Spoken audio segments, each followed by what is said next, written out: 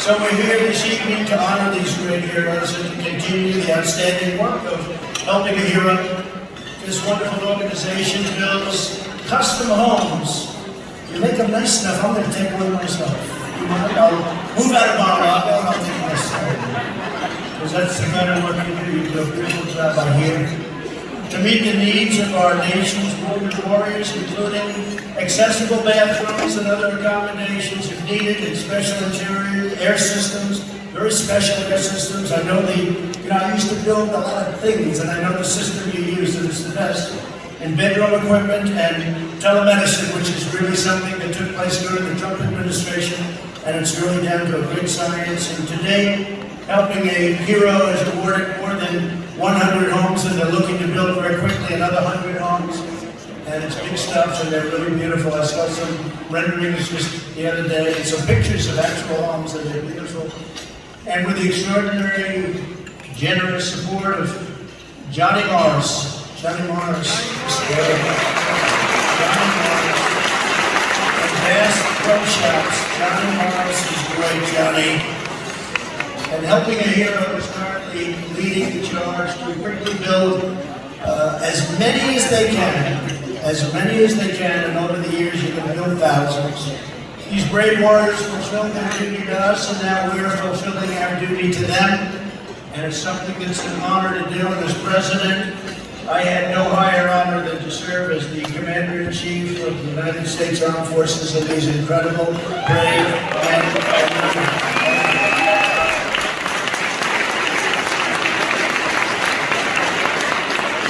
During our 4 incredible years, we did everything in our power to give our military men and women the support, resources, and clarity of mission that they so desperately deserve. You know, when I first took office, they were calling me almost every night. They wanted to attack a group of people in Iraq, or in Syria in particular at that time, and they needed my permission. They'd be calling me at 3 in the morning, and as you know, Pete, I said, you better do your mission. I said, who is this soldier that's calling? He was a major or a captain or a lieutenant or a colonel, went to West Point in many cases, or went to other good schools, and this is what they do.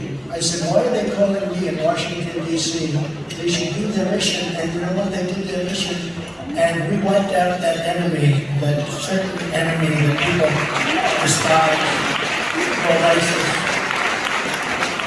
We looked at about 100%, and I'll tell you a story about that if you'd like to hear it. Would anybody like to hear it? So, I was told by one of our television generals, you know, we have 2 types of generals. We have generals, and then we have the television guys. But we have a great armed forces.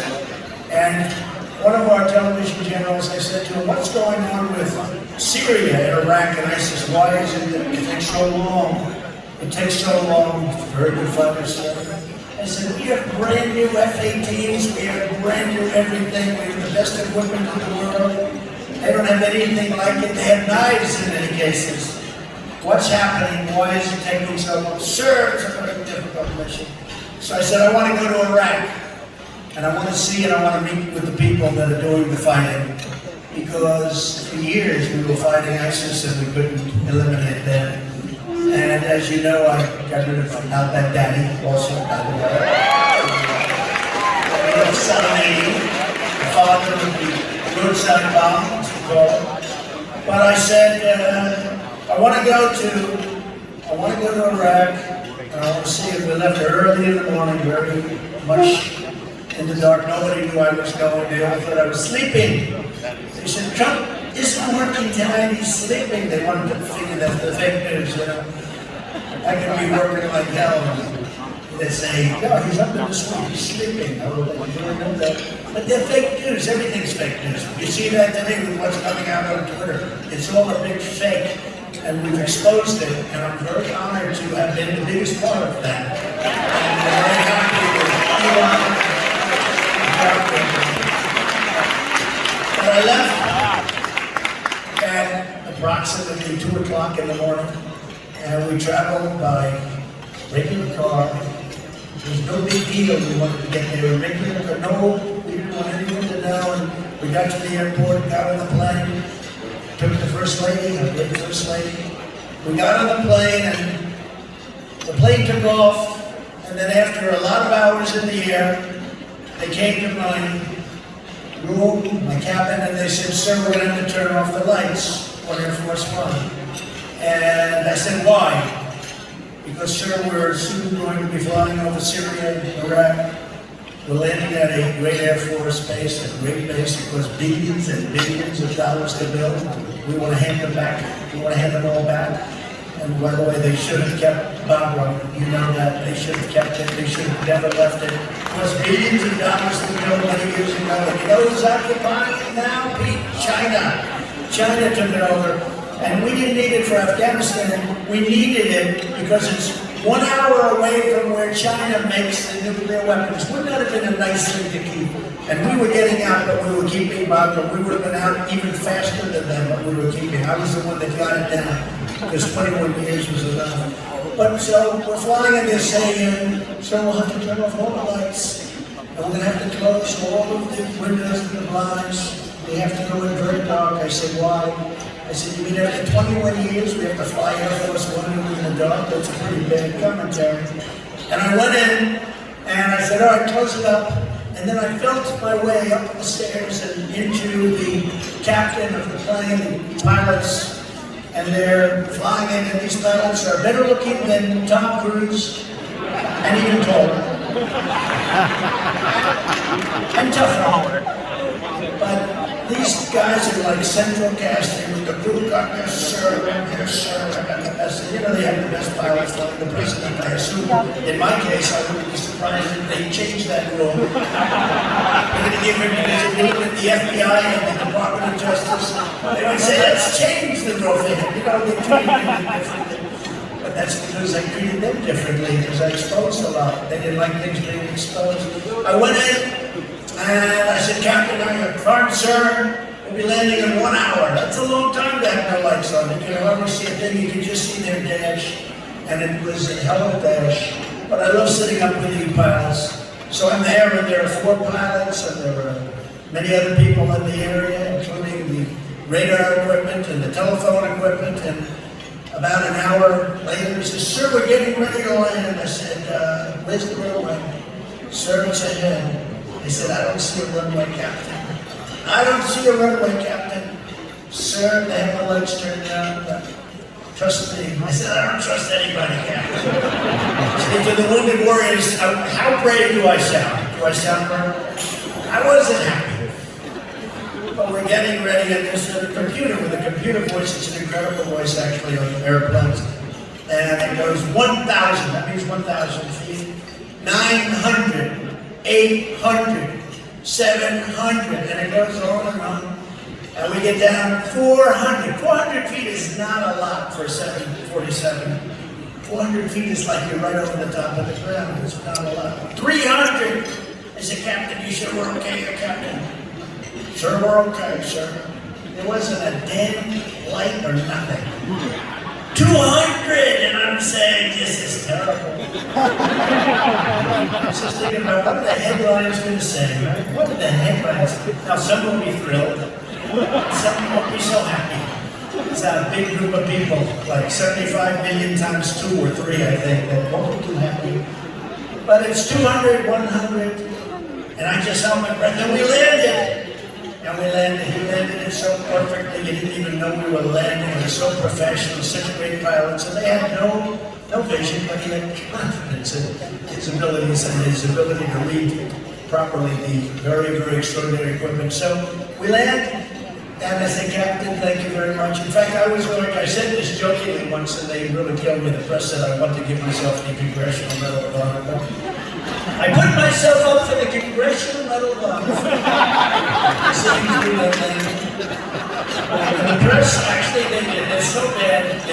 They said, "Trump wanted to give himself the Congressional Medal of Honor." Nobody knows we're having a little fun in a world that's so much fun. By the way, Russia would never have attacked Ukraine if I were the president.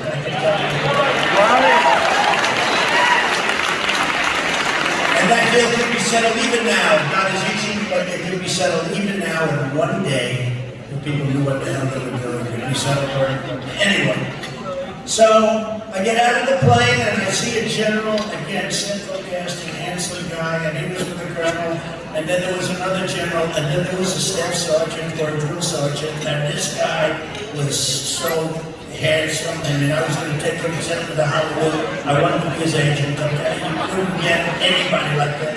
These guys were great. And I meet this general, just a, you were proud to have him leading your troops. And I said, what's your name? He said, Kane, sir. My name is Kane. He said, oh, what's your first name? Raisin. I said, wait a minute. I said, your name is Raisin Kane? I said, I think I'm going to like this guy. Because that's what we need. We need somebody who's going to raise a little cane. I said, I think we're going to like you a lot, Raisin. So let's go, follow me, let's go. Take me where you think. Take me to this bunker, this very, very expensive place. And we're sitting there with two generals, a colonel, some other people. And I'm saying, so let me ask you a question. ISIS. You can't win. What's going on with ISIS? We can win, sir. I said, we've been fighting them for years, and they tell me it would take another 3 years to win. Tell me. And the reason I'm telling you this story is because we have a great military, okay? That's what I'm doing. We have some stupid people on top. Really stupid people, some cowards, some woke idiots. But we have an incredible military. So I tell you the story because, especially for our wounded warriors, they want to hear it because they know this is true. We have an unbelievable, unbeatable military, but we have people that don't know what they're doing, telling our military what to do. So this is why I'm telling you this. And doesn't this beat reading some speech? Doesn't it? I have this beautiful speech, my poor speech, right? Then I don't use it, Jen. You know, I don't use it. But I find this to be quite interesting, especially on this occasion. I don't tell this story often. So I said, what's taking so long, General? Sir, we can knock him out in 3 weeks. I said, wait a minute, General. Wait. I'm hearing 3 years. Sir, if you give the order, they'll be down in 3 weeks. I said, let me hear it again. I said, Raisin, tell me what you're going to do. And why didn't you do it? Because people would come from Washington, sir, and they had their own plan, and they planned to just leave from here. They were very far away. This base is very far away. But they didn't want to go from any of our temporary satellite bases because, you see, sir, they didn't want to insult any of the people that we give a fortune to every year. And they didn't want to insult them. But we have 7 different areas, and if you say the word, sir, I'll have this over in 3 weeks, and we'll have time left over too, sir. I said, and you told this to the people that came in? Yes, sir, I told them, but it's not for us as soldiers to say. They come in, and they're supposed to know, and they tell us, and we're not supposed to speak, and we're not supposed to give our opinions. I said, I don't love that, but I can understand it, I guess, from a military standpoint. I said, so what will you do that will do this in 3 weeks, General? He said, sir, we're going to hit them from so many different directions, they won't know what the hell happened. He said, we're going to hit them from the north, we're going to hit them from the south and the southwest, we're going to hit them from the east, we're going to hit them from the top, and we're going to come underground, and we're going to hit them if we have to, sir. Those poor bastards won't know what happened. And I started really saying, this is my kind of guy. I mean, look, this is what we do, right? And I said, so, what are your chances of failing? He said, we don't have a chance. Maybe it will take a little longer, but I think you'll have time left over, sir. I said, well, I'm going back to Washington, and I'll talk to you very shortly, and I'll probably be giving you an order, so get ready. And I gave them that order, and they hit them from the left and from the right, from the top and from the bottom. They beat the hell out of them today.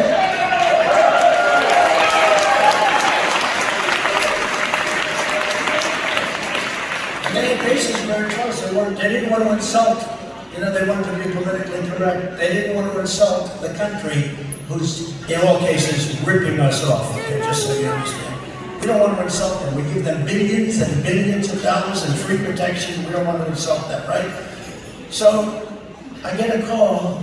Sir, we need the final word. What's the final word? There are many of them gathered together in a circle. I'm going to wipe them out, sir. I said, say it again. Because, I never did this before. Don't forget, I was never in politics until 6 months before I started working. And I wasn't trained like our great warriors to do what sometimes has to be done. Right, Pete? But I said, say it again. I said, we're ready to have total victory, sir. Just give us the word. I said, what are you going to do? He said, we're going to kill them, sir. We're going to kill them all. And I said, these are human beings. No, they're not, sir. These are animals, sir. So I said, how about this? How about you take those aircraft that we gave you that are brand new? Because, I rebuilt the entire military aircraft and just about everything. One of the many things we did, tax cuts, the biggest tax cuts, the biggest regulation cuts. We built the wall 500 miles. We almost had another 200 miles built, and then they came in. We had a rigged election, and they came in, and they took that beautiful, all those panels that were ready to be put up, and they decided they didn't want them. They wanted to have our country invaded by millions and millions of people, which is what's happening right now. And yesterday was the worst day that we've ever had in terms of the invasion. We had more people yesterday, and in 2 weeks, after a certain restriction I put on gets released, because they're trying to release it, you're going to see numbers coming into our country at a level that nobody's ever seen before. Anyway, so I said to Raisin Kane, I said, Raisin, here's what you do. Take the planes and fly over them for a day or two and scare the hell out of them, Raisin. And maybe you'll see the white flag of surrender, like when I said to Germany, why don't you just put up the white flag of surrender with the oil. Remember the oil? I said, what are you doing? You're making a deal with Russia? They're going to supply your energy? Are you fools? I said that to Angela. I sent her we're a beautiful restaurant, and there was this gorgeous white napkin, linen. And I sent it to her. I said, Angela, this is the white flag of surrender. Nobody knew it was going to happen so fast. They got 74% of their energy. Their deal was through the pipeline, Nord Stream. And I said, don't be a fool. And by the way, until I came along, nobody ever heard of Nord Stream 2. Now they know all about Nord Stream 2. And Germany made a terrific mistake. When I was at the United Nations and I was saying they made a mistake, the German delegation was laughing at me. They laughed at your president, and now they're not laughing anymore. Now they say Trump was right again.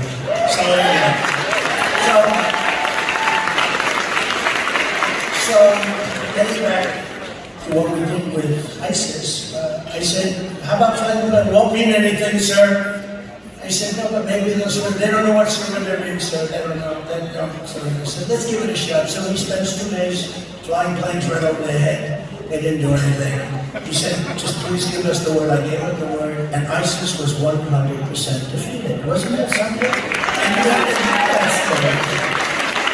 Because those are the real people that are in our military. We're the greatest people in the world. We now have the greatest equipment in the world. We rebuilt everything, and rebuilt and/or got new nuclear, which hope to God we don't have to use.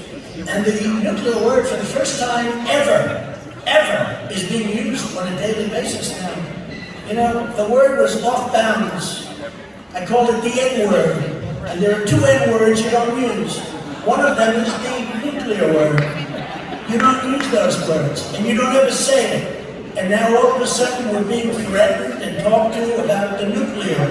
That should never, ever have been allowed to happen, and it would have never happened. And it's a very sad thing that it did. But I wanted to tell you that story. So ISIS was 100% defeated, and I remember I had it down to 97%, and I said, let's get out of there. Let these other countries that want to get rid of them more than we do, let these other countries get rid of them. And the fake news hit me. They said, he didn't finish the job. I said, let's go. Let's finish the job. So Raisin Kane was great. He did a great job. His people did an incredible job. And those are the kind of people we have in our military. So, as you probably know, we invested $2 trillion in rebuilding our military.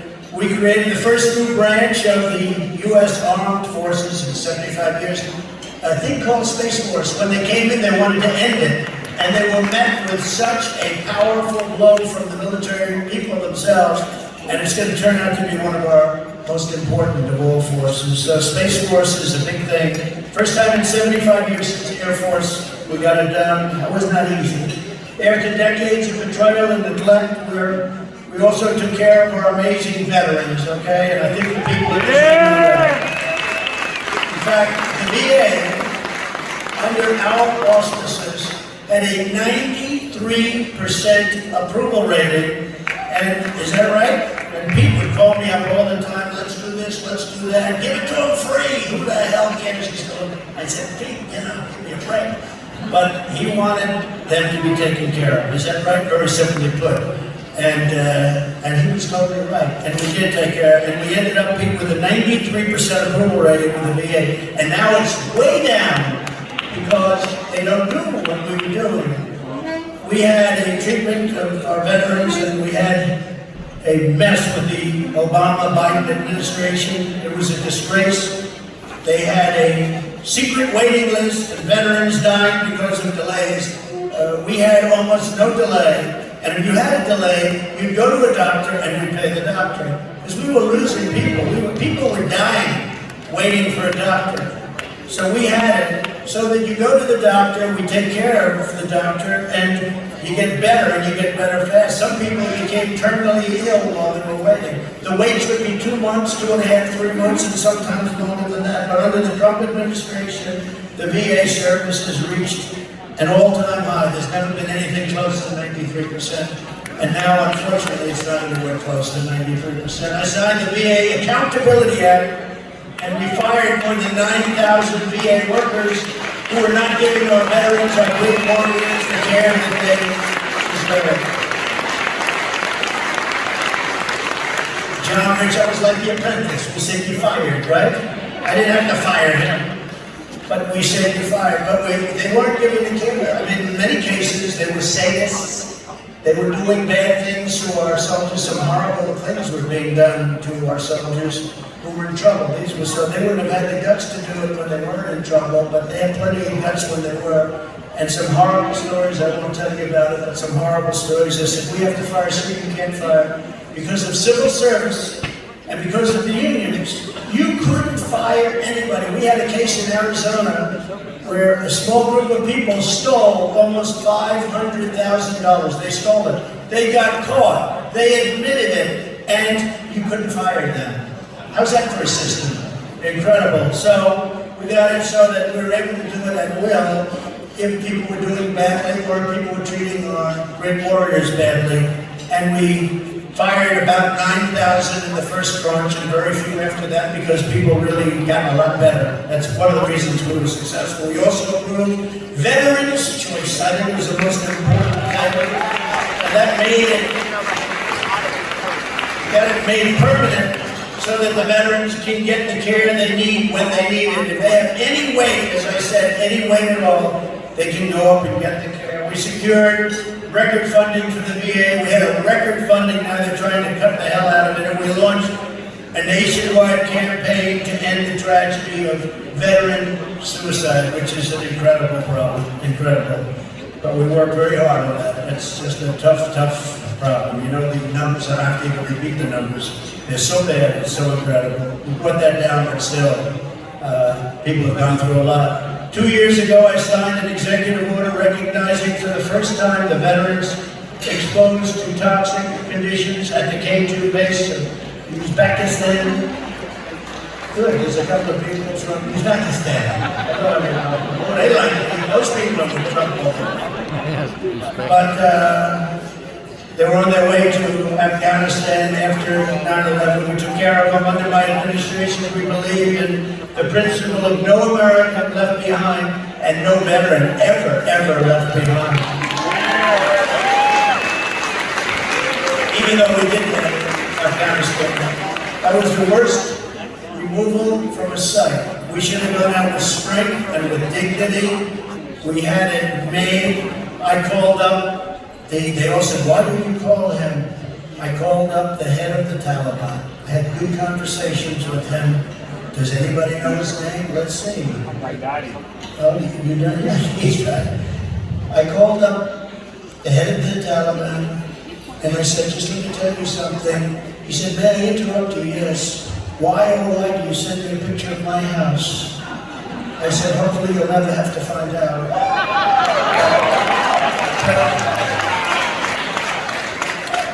And he's still the head. And he respected us. He respected our country.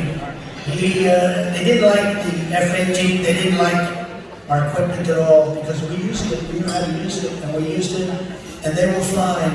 And then when I left and this new group took over, they just went on a tear. They went on a tear. They had no fear whatsoever. And that scene at the airport where we had 13 great soldiers killed, and what they don't mention is so many of the great soldiers were so badly and horrifically wounded. We may have some tonight. So horrifically wounded, and that nobody mentions that. I mentioned it all the time. They lost legs, they lost arms. They were blown up. It's so horrible. And that should have never happened. And they should have staged it also from Bagram, by the way. I'm the one that got it down to 2,500, keeping the airbase, but other than that, 2,500, they would have been gone. And we would have left with dignity and with strength instead of running like a bunch of cowards. What a horrible thing. I think it was the lowest day in the history of our country. As you know, many of your soldiers, you take the military out last. You don't take the military out first. You take the military out first. But we did this just in a few short years, and we're not done yet. There's a lot of work still has to be done, and we've got to take care of our military. We've got to take care of our vets. Together we will fix the military recruiting problem by restoring the spirit and pride. I mean, the spirit is now at the lowest point ever. Look, the spirit of our nation is at the lowest point ever, let's face it. The spirit of our nation, this is not what people signed up for, allowing things to happen like are happening. No voter ID, we don't want voter ID. You know, there's one reason they don't want voter ID, because that way you can cheat. It's very simple. No borders, we don't want borders. We don't want to spend money on the military. We don't want to do anything. Now, I think our country is at an all-time low, but the most embarrassing moment in the history of our country was a very short period of time in Afghanistan, the way we fled. We took the soldiers out, and I can just see it.